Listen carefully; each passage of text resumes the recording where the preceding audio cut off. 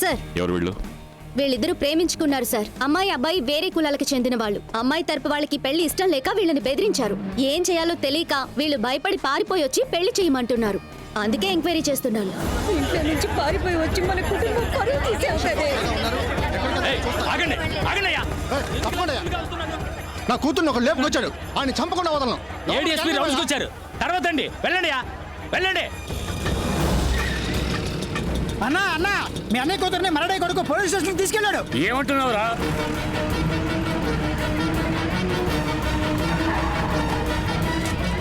Sir తప్పుకోండి అన్నా. ఏమైందన్నా? ఇలా చూడండి, వాళ్ళిద్దరు లవ్ చేసుకున్నారు. ఇద్దరు మేజర్స్. గొడవ చేయకుండా ఇక్కడి నుంచి వెళ్ళిపోండి. వసే పందికొక్కు, నీ కూతురు లేచిపోతే ఊరుకుంటావుటే?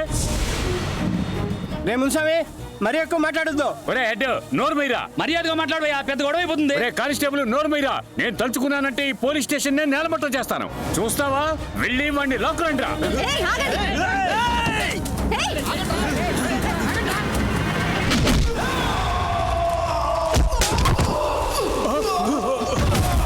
ఆ ఎదవని నరికి తీసుకురండి రా.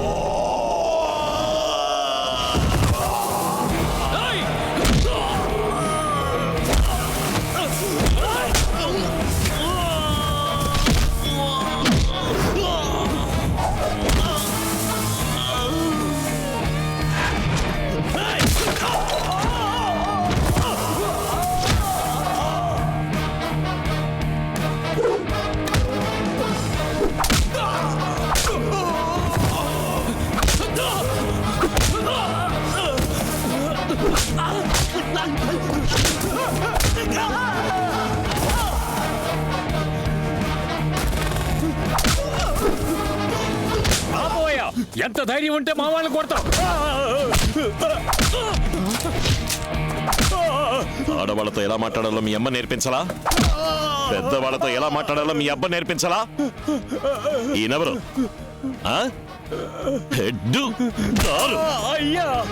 ఈవిడేమని పిలవాలి? Sub inspector? కట్టుకున్న భార్యనైనా రావే పోవే అని పిలవకూడదు. రామ్మా పోమా అని మర్యాదగానే పిలవాలి. అసహ్యంగా లేదు మీకు? మిగతా కులం వాళ్ళని తక్కువగా చూస్తారా? నీచంగా అనిపించట్లా? ఒక కాలంలో మీకంటే ఎక్కువ కులం వాళ్ళు మిమ్మల్ని గుళ్ళోకి రాకూడదు, భుజాన టవల్ వేసుకోకూడదు అని బానిసలుగా ఉంచడం తప్పని 200 ఏళ్లుగా మీరు పోరాడారు కదా. ఇప్పుడు అదే తప్పు మీరు చేస్తున్నారు. వాళ్ళందరూ మారుతున్నారు. మీరెప్పుడు మారబోతారు? రండమ్మా. ఈ నిమిషంలోనే నేను వీళ్ళిద్దరికీ పెళ్లి చేసి పంపించగలను. కానీ మీ ప్రేమకు మర్యాద ఇచ్చేలా నా పనిచేయడం లేదు. ఓమా ఓమా,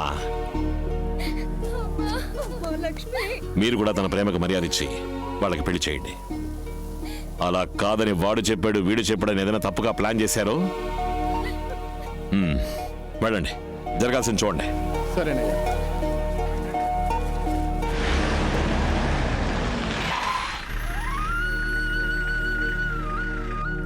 రండి సార్. 4:30కి రమ్మన్నాను. కరెక్ట్గా 5:30కే వచ్చేసరే. ఏం లేదు మిర్చిపొడి, కడియం పోలీస్ స్టేషన్ లో ఒక పెద్ద ప్రాబ్లం. సరే. అందుకే ఒక చిన్న డిలే. నన్ను చూసి వెళ్ళడానికి విజయవాడ నుంచి నా ఫ్రెండ్స్ అందరూ వచ్చారు. హలో, కూర్చోండి కూర్చోండి. ఎలా ఉన్నారు? అందరూ ఐఏఎస్ రాయడానికి అప్లై చేయబోతున్నాం. ఎల్లుండి లాస్ట్ డేట్. అందుకే బోనని వచ్చి అడిగాం సార్. తనేమో వద్దంటోంది. నాకు అర్థం కాలా. తనకి కలెక్టర్ అవ్వాలని సార్ ఆశ. సడన్ గా పెళ్ళైంది కదా, ఇప్పుడు వద్దంటోంది. నాతో చెప్పనే లేదు? లేదండి, మీతో చెప్తే మీరు ఒప్పుకుంటారో లేదో అని సందేహం. అందుకే. నువ్వు ఐఏఎస్ అవ్వాలని ఆశపడతావు, వద్దని చెప్పడానికి నేనంత దుర్మార్గపు మొగుడ్నా? నువ్వు సివిల్ సర్వీస్ రాస్తున్నావు. ఆ అప్లికేషన్ తన దగ్గరే ఉంది. నీ దగ్గర లోపలే ఉంది. సరే పో, వెళ్ళి తీసుకురా. థాంక్స్ మామా. ఓకే భామా. ఏయ్ మిర్చిపొడి, జాగ్రత్త. ఏంటి భార్యని మిర్చిపొడని పిలుస్తున్నారు? తన మీద కోపం వచ్చినా ఆశ వచ్చినా మిర్చిపొడనే పిలుస్తాను. ఏది ఆశగా ఇంకోసారి పిలవండి ప్లీజ్.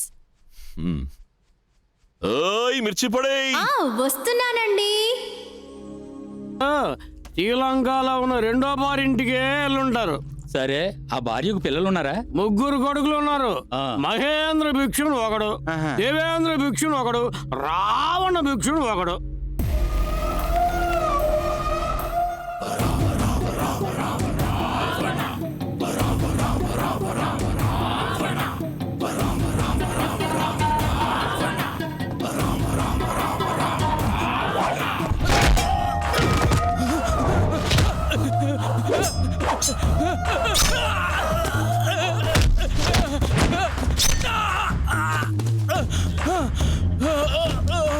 ఏమన్నావురా? మా నాన్న పారిపోయాడా? ఈ నోరే కదా మాటని.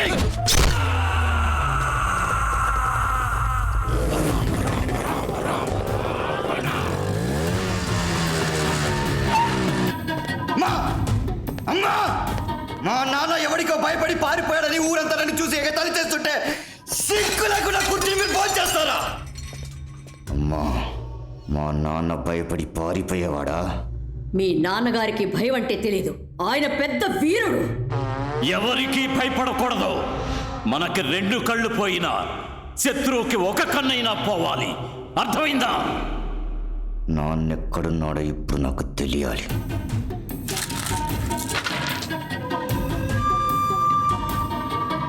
రావణ, ఇప్పుడు సమయం మనకి అనుకూలంగా లేదు. అక్కడేదో జరగరాని పని జరిగింది. నువ్వు వెంటనే విజయవాడకి వెళ్ళు. ఇప్పుడే వెళ్తాను.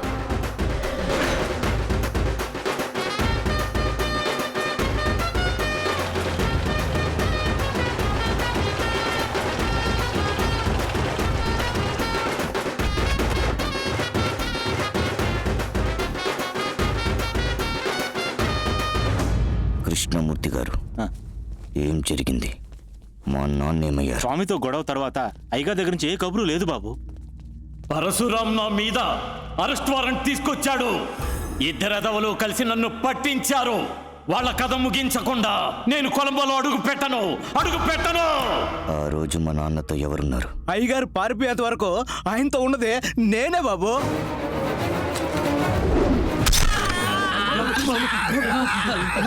ఏంట్రా వాగుతున్నావు? మా నాన్న పారిపోయారా కదా? అన్నయ్య, వీళ్ళకు మన మీద మర్యాద ఉంది, కానీ భయం పోయింది. ఇప్పుడు ఇక్కడ కనిపించిన భయం, ఇదే భయం మొత్తం విజయవాడకి మనం ఇవ్వాలి. అన్నా, మా నాన్న కేసులో అప్రూవర్గా మారిన సత్యం ఏ జైల్లో ఉన్నాడు? ఇప్పుడు జామీన్లో బయటకు వచ్చాడు బాబు.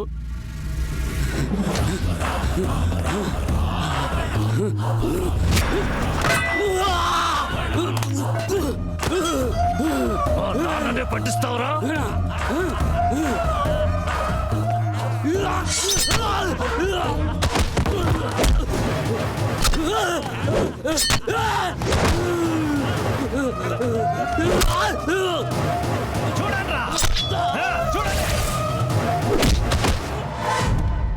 సార్, ఆ పరమేశ్వర భిక్షు 3 కొడుకులు ఇప్పుడు విజయవాడలోకి వచ్చి అడుగు పెట్టారు. అప్పటి నుంచి ఎవరికి మనశ్శాంతి లేకుండా పోయింది సార్. మన అప్రూవర్ రవిని, పటాసు రాముని నడి రోడ్లో దారుణంగా చంపారు. మన డిపార్ట్మెంట్ లో పై అధికారులంతా వాళ్ళ కింద పనిచేస్తున్నారు సార్. ఏవండి, మీరు వెంటనే ట్రాన్స్ఫర్ అప్లై చేయండి. మన విజయవాడకి వెళ్ళిపోదాం. ఏమంటున్నావు నువ్వు? మీరు ప్రాణం పెట్టి చక్కదిద్దిన ఊరు, అందరూ ప్రశాంతంగా ఉన్నారు. మళ్ళీ పరమేశ్వర భిక్షు కుటుంబానికి ఎవ్వరూ బానిసలు కాకూడదు. చివరిసారిగా మా నాన్న ఏ చోటుకి వెళ్ళాడో అక్కడికి నేను వెళ్ళాలి. నన్ను అక్కడికి తీసుకెళ్ళండి.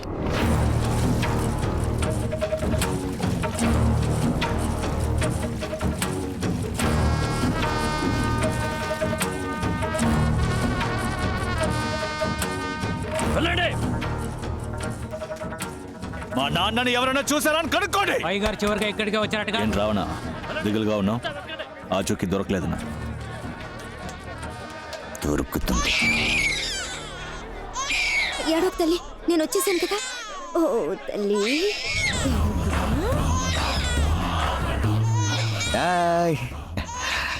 ఎంత వయసు పాపకి? ఓ సంవత్సరం అయ్యా. సరిగ్గా ఎంత? 11 నెలల 10 రోజులయ్యా. అంటే అప్పటికి పాప పుట్టి 10 రోజులయ్యా. నువ్వు ఇల్లు దాటి బయటికెళ్ళుండవు. అప్పుడు ఇక్కడ ఏం జరిగిందో నీకు తెలిసి ఉండాలి. నాకేమీ తెలీదయ్యా. అయ్యా అయ్యా, నా బిడ్డని ఇచ్చేయండి అయ్యా. నేను నిజం చెప్పేస్తానయ్యా. అయ్యా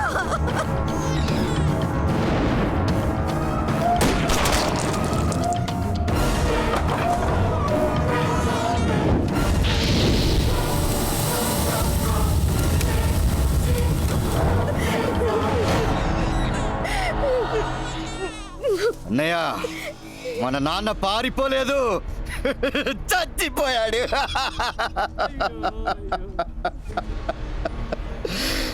కొట్టండి పోస్టర్లు, పెట్టండి విగ్రహం. పరమేశ్ భిక్షు త్యాగి, వీర మరణం.